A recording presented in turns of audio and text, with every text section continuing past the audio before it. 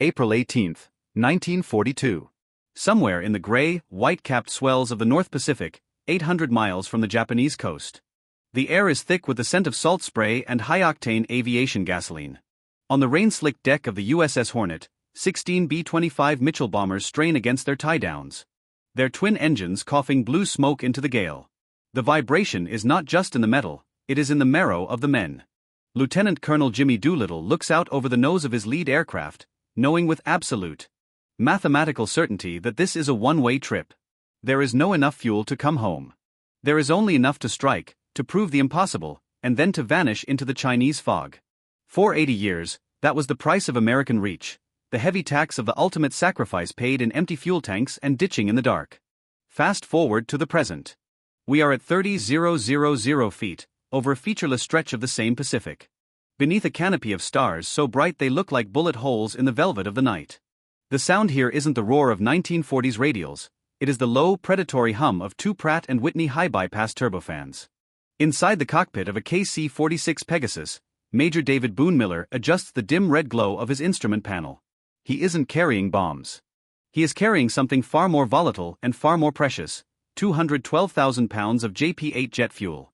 Behind him, closing the distance at 500 miles per hour, is a flight of strike fighters tasked with a mission that would have made Doolittle's head spin.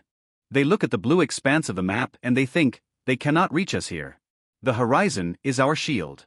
No aircraft can carry enough fuel to cross this desert of water and still have the teeth to bite. It is the same misconception held by the Imperial Japanese Navy in 1942. They thought the vastness of the ocean was a fortress wall. They didn't realize that Americans have a peculiar habit of looking at a wall and seeing a doorway. Major Miller watches his multi-sensor displays. In the back of his massive aircraft, a boom operator isn't looking through a window like the old days, he is wearing a 3D vision system. Staring at a high-definition digital rendering of the world behind them. A shadow emerges from the darkness, a stealthy angular shape that seems to swallow the starlight. This is the moment where physics meets philosophy. The fighter pilot on Miller's wing doesn't have enough fuel to reach his target, let alone return to his base. But he isn't worried. Because he knows that in the American arsenal, a flying gas station isn't a support craft. It is a strategic weapon of the highest order. This is the mechanical dance that saved the Doolittle legacy.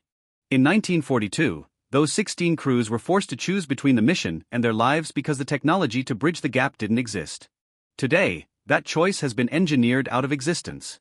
As the telescopic boom of the Pegasus extends, a shimmering metal needle seeking a thirsty port, the irony is palpable. The enemy has spent billions on area denial missiles, building a fence in the sky. But they forgot that a fence only works if you can't fly over it, stay over it, and outlast the person standing behind it. What Miller is doing right now is more than a technical maneuver. He is performing an act of geographical defiance.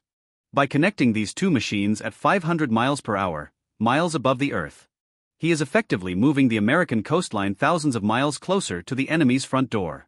The KC-46 doesn't just carry fuel, it carries the audacity of a nation that refuses to accept the constraints of the Earth's curvature.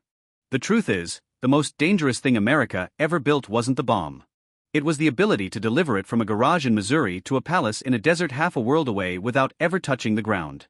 As the fuel begins to flow at 1,200 gallons per minute, the hum of the pumps becomes the heartbeat of global power.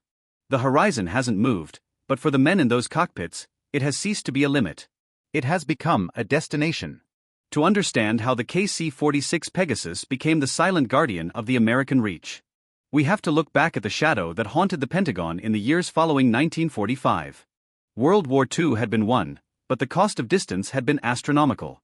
General Curtis LeMay, a man whose very name was synonymous with the iron-fisted application of strategic bombing, looked at his maps of the Soviet Union and the vastness of the Pacific and felt a cold sweat. The B-29 Superfortress, the pinnacle of wartime technology, was a miracle of engineering, but it was a miracle with a short leash. If you wanted to strike a target 5,000 miles away, you didn't just need a bigger plane. You needed a miracle of physics. You see, in the early days of flight, fuel was considered the hard ceiling of human ambition. It was a simple, brutal equation of weight versus thrust. If you added more fuel tanks to a plane, the plane became heavier. To lift the extra weight, you needed more powerful engines. Those engines, in turn, burned more fuel. It was a vicious cycle, a weight trap that suggested no aircraft could ever truly cross the globe and remain a viable weapon of war. For decades, the best military minds simply accepted this as a law of nature. If you wanted to bomb a target in another hemisphere, you had to capture an island nearby, build a massive runway, and hope your supply lines didn't get cut. You were a prisoner of geography. But the Americans are a restless people, and they have never cared much for laws, especially the laws of physics. The dream of flying gas stations didn't start in a high-tech lab, it started in the daredevil atmosphere of 1920s barnstorming. In 1923, two Army Air Service pilots, Lowell Smith and John Richter, performed what looked like a circus stunt over San Diego. They flew two open-cockpit de Havilland biplanes, one above the other, and literally dangled a rubber hose between them. It was clumsy. It was terrifyingly dangerous. The fuel flowed by gravity, sloshing over the pilots and into the slipstream. One spark would have turned both men into a Roman candle. When the military high command looked at these experiments, the response was a resounding no. They saw it as a parlor trick for airshows, not a doctrine for war. To the generals of the 1930s, the idea of hooking 200-ton bombers together with a metal pipe at 20,000 feet seemed like insanity. They doubted the pilot's ability to maintain station in turbulence. They doubted the mechanical reliability of the seals. Most of all, they doubted if it was even worth the risk. Why bother with the danger of mid-air contact, they asked, when we can just build bigger runways? The answer came on the morning of April 18, 1942. When Jimmy Doolittle's men realized they had been spotted by a Japanese picket boat and had to launch 150 miles earlier than planned. The fuel equation became a death sentence. Every pilot on those decks did the math in their head. They knew that by the time they reached the coast of Japan, their needles would be buried in the red. The Doolittle raid was a strategic masterpiece, but it was also a warning. It proved that if America ever wanted to be a global power, she could not rely on the grace of a tailwind or the proximity of a friendly island. She needed to own the sky itself. What most people don't realize is that the problem no one wanted to solve wasn't just mechanical, it was psychological. It required a total shift in how we viewed the airplane. We had to stop seeing it as a self-contained vessel and start seeing it as part of a system. But the skepticism was massive. Even into the late 1940s. Early refueling attempts involved grappling hooks and looped hoses that looked like something out of a naval boarding action from the 1700s. Pilots hated it. It was grueling, imprecise work that required nerves of steel and the delicate touch of a watchmaker. All while wrestling a four-engine beast through the wash of a lead plane's propellers. The turning point was a realization that the Cold War wasn't going to be fought over borders, but over the empty spaces in between. The Soviets were building a vast, deep interior that no bomber could reach from conventional bases. If the B-29s or the newer B-50s were to have any deterrent value, they had to be able to stay in the air for 20, 30, even 40 hours at a stretch. The doubt had to die so that the reach could live. America was about to move from the age of the one-way ticket to the age of the global strike, but first, they had to figure out how to make a 30,000-foot connection as routine as a handshake. The breakthrough that would change the world didn't come from a pilot's cockpit, it came from a drafting table at Boeing's Seattle facility in 1948. The problem with the old hose system was simple, brutal fluid dynamics. If you want to transfer fuel to a thirsty bomber, you want it to happen fast, ideally thousands of gallons per minute. But the faster you fly, the more a flexible hose behaves like a wild snake in a hurricane. It whips, it oscillates, and it threatens to tear the nose off the receiver aircraft. The drogue system was fine for small fighters, but for the heavy hitters of the Strategic Air Command, it was too slow. They needed a pipe that could handle the pressure of a fire hose but had the precision of a surgeon's scalpel. Enter the flying boom. This was America's secret engineering revelation: don't just dangle a hose. Instead, build a rigid telescopic pipe and, here is the genius part, give it its own wings. The Boeing engineers attached two small aerodynamic surfaces, called ruddervators, to the end of the boom. Suddenly, the boom wasn't just a dead piece of equipment, it was a miniature airplane. The operator, sitting in the back of the tanker, could actually fly the boom into the receiver's port using a joystick. It was a masterpiece of mechanical intuition. By turning the delivery system into an aircraft itself, American engineers solved the turbulence problem and allowed for fuel transfer rates that the rest of the world thought were impossible. But as the decades rolled on and we transitioned from the legendary KC-135 Stratotanker to the modern KC-46 Pegasus, the engineering challenge moved from the mechanical to the digital. You see, for 50 years, the boom operator lay on his stomach in the boom pod at the tail of the plane, looking through a thick glass window at the aircraft below. It was a visceral, tactile experience. But the KC-46 was designed for a world where glass windows are structural weak points and where the tankers themselves might need to fly into contested stealth environments. The development of the Pegasus was a quiet, high-stakes revolution. The engineers replaced the window with the RVS, the remote vision system. This wasn't just a camera. It was a complex array of high-definition three-dimensional sensors that could see in the dark, through glare, and even through some types of atmospheric distortion. The operator now sits in the main cabin, looking at a screen that provides depth perception far beyond what the human eye can achieve. They introduced fly-by-wire controls into the boom itself, allowing the computer to make thousands of tiny adjustments per second to compensate for wind shear that a human couldn't even feel. What the world didn't know, what even some of our allies didn't fully grasp, was the level of systemic intelligence built into the Pegasus. It isn't just a tank of gas. It is a flying data node. While it's pumping fuel, it is also acting as a massive communications relay, bridging the gap between older fourth-generation fighters and the newer fifth-generation stealth platforms.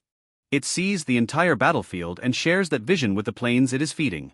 In the Dam Dao style, we might say, most people think the tanker is just the support staff. The truth is, the tanker is the central nervous system. Without it, the stealth fighters are blind, and without it, the global strike becomes a local skirmish. There was a moment during the secret testing of the KC-46 boom when it hit a revelation point. The engineers realized that with the new digital controls, they could refuel aircraft in weather conditions that would have grounded the entire fleet in the 1970s. They were no longer just delivering fuel, they were delivering all-weather persistence. They had created a machine that could loiter in the middle of a storm, thousands of miles from home, and keep a flight of B-2 Spirits invisible and fueled for days on end. The KC-46 was the answer to the Doolittle shadow. It was the engineering proof that America had finally killed the one-way trip. The secret lay in the transition from grease and gears to pixels and light.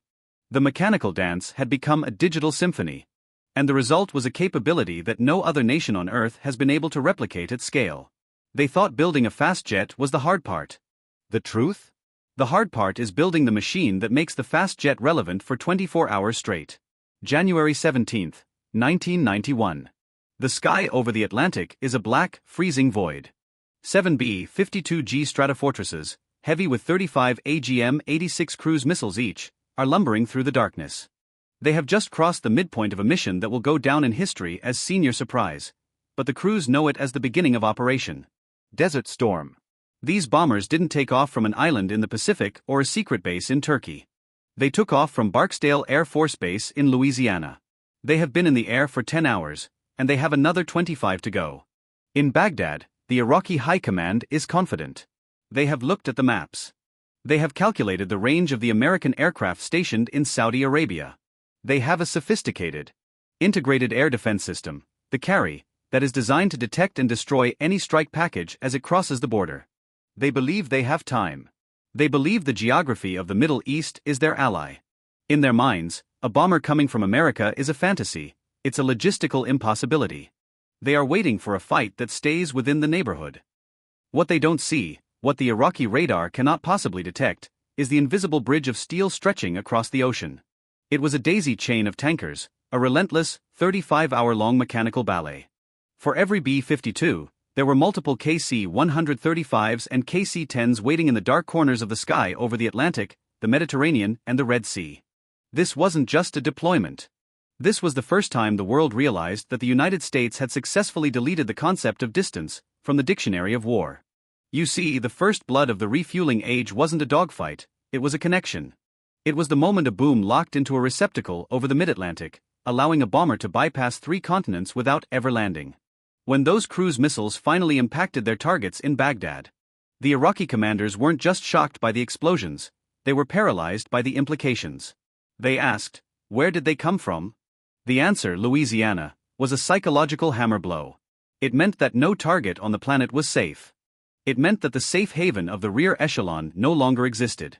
The truth is, the enemy's realization always follows the same 3-stage pattern. First, disbelief; second, a frantic search for the hidden base; and third, the crushing weight of the engineering revelation. In a modern context, during recent exercises in the South China Sea, we've seen this play out again. The adversary builds unsinkable aircraft carriers out of coral and concrete, thinking they have pushed the American reach further away.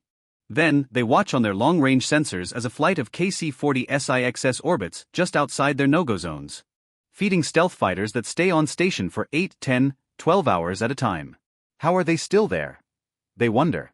Why haven't they gone home for gas? What they don't know, what the damn Dow style teaches us to appreciate, is the irony of the empty tank. In their doctrine, an aircraft is a weapon that fires and then leaves to reload. In the American doctrine, an aircraft is a node of persistence. Because we can refuel at 30,000 feet, we don't have to leave. We can stay. We can watch.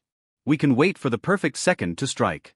The KC-46 isn't just a tanker, it's a time machine. It grants the American commander the luxury of time, and it robs the enemy of the comfort of the return trip. At Palmdale, the engineers who designed the long-range stealth fleet used to have a saying: a stealth plane is only invisible until it has to land.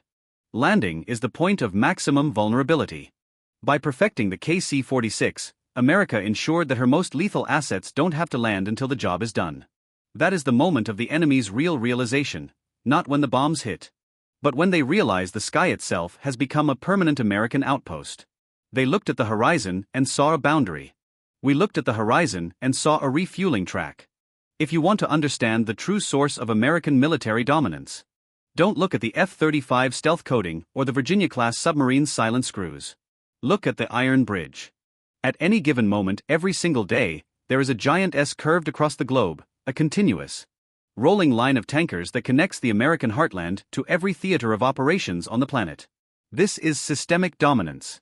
While other nations might have 5 or 10 tankers, the United States Air Force operates a fleet of nearly 500. This isn't just a numerical advantage, it is an industrial and strategic chasm that no other nation has even attempted to cross. You see, building a tanker is easy. Building a tanker fleet is one of the hardest things a human society can do. It requires more than just planes. It requires a global air mobility command, a massive subterranean brain in Illinois that tracks every gallon of fuel, every wind speed over the Atlantic, and every diplomatic clearance through foreign airspace. This is the total force concept. It is what allows a commander in Hawaii to say, "I need 20 fighters in the Middle East by tomorrow morning," and actually watch it happen. Most people think of an Air Force as a collection of planes. But and more accurately, the American Air Force is a logistics machine that happens to have wings. What we did with the KC-46 Pegasus was ensure that this machine could function even in the digital age. The strategic edge of the Pegasus isn't just that it carries more fuel. It's that it's built to survive in a world of cyber warfare and electronic jamming. It's an American industrial statement. We are so confident in our reach that we have built a multi-billion-dollar fleet just to make sure our other multi-billion-dollar fleets never have to stop. Think about the teaching pause here. Why can't the adversary just build their own KC-46? They have the engines, they have the metal, but they don't have the system. They don't have 50 years of institutional memory stored in the minds of thousands of boom operators. They don't have the global network of bases that allow us to preposition millions of gallons of fuel in places like Guam, Ramstein, or Al Udeid. In the damn Dow style, we must realize, a sword is only as dangerous as the arm that swings it. And the arm of American power is made of jet fuel, aluminum pipes, and 300 million people who refuse to lose the war of movement. The contrast pair is stark. When a Russian or Chinese fighter pilot takes off, he is always looking at his fuel gauge. He is tethered to his home runway. He is a defense asset. When an American pilot takes off, he doesn't look at his fuel gauge. He looks for his tanker. He is an offensive asset. He knows that as long as there is a KC-46 in the sky, he is not limited by his gas tank, he is only limited by his own physical endurance. This is the strategic edge that creates a psychological dominance. Our enemies know that we aren't just coming for them, we are coming for them, and we have the capacity to stay until the problem is solved. There is a profound irony in the unsexy nature of the Pegasus. It won't be featured in the next Top Gun movie. It won't be the subject of 1,000 model kits. But it is the reason the sexy planes are able to exist. It is the industrial equivalent of the Big MO, the momentum of a nation that has mastered the art of the impossible. American engineers didn't just solve the problem of the Doolittle raid, they turned the solution into an assembly line. They took the miracle of the one-way trip and turned it into a routine of global dominance. The industrial capacity of the United States to produce, maintain, and operate this many high-tech tankers is in itself a deterrent. It tells the world, we didn't just build a better plane. We built a better horizon. Every time a KC-46 rolls off the line in Everett, Washington, the Pacific gets a little smaller. And the walls of our enemies get a little thinner. It is the ultimate expression of American inevitability. We aren't just participating in history, we are fueling it. If you could walk onto the deck of the USS Hornet on that rainy April morning in 1942 and whisper in Jimmy Doolittle's ear that one day, American planes would fly across the entire Pacific without ever touching the ground, that they would take their gas from the clouds themselves, he probably would have called you a dreamer or a fool. To those 80 men, the horizon was a wall.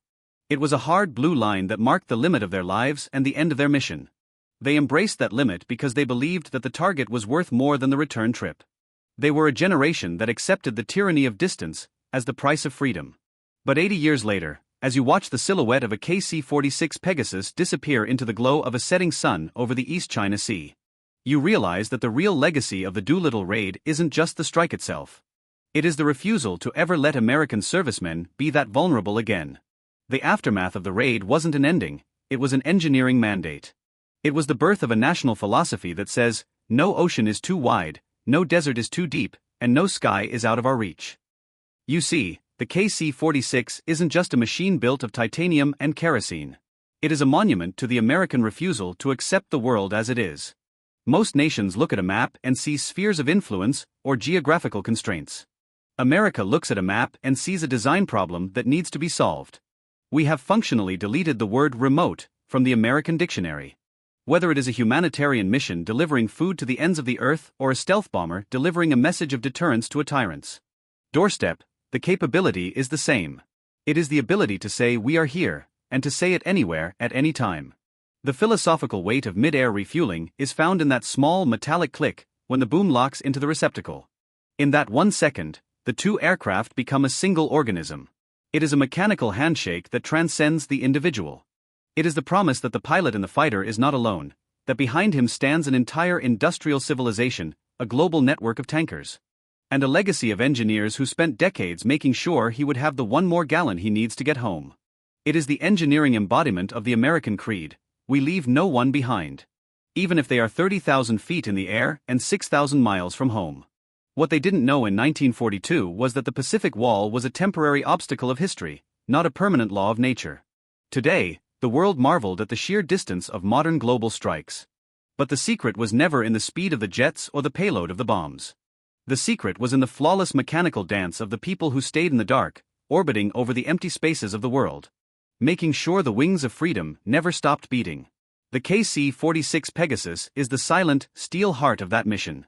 It is the quiet guardian that ensures that when America signs her name across the sky, she does it with a pen that never runs out of ink. When we look back on the Doolittle legacy in this modern age, we see a story of transition, from the impossible achievement to the systemic inevitability. We see a nation that took the memory of those 16 B-25s and built a permanent bridge of air. The enemy can move their borders, they can build their mountains of concrete, and they can hide behind their area denial missiles. But they cannot move the horizon. And as long as the Pegasus is in the sky, they can't hide from the reach that conquered it. It is a testament to a nation that refuses to accept the limitations of geography or the constraints of the horizon.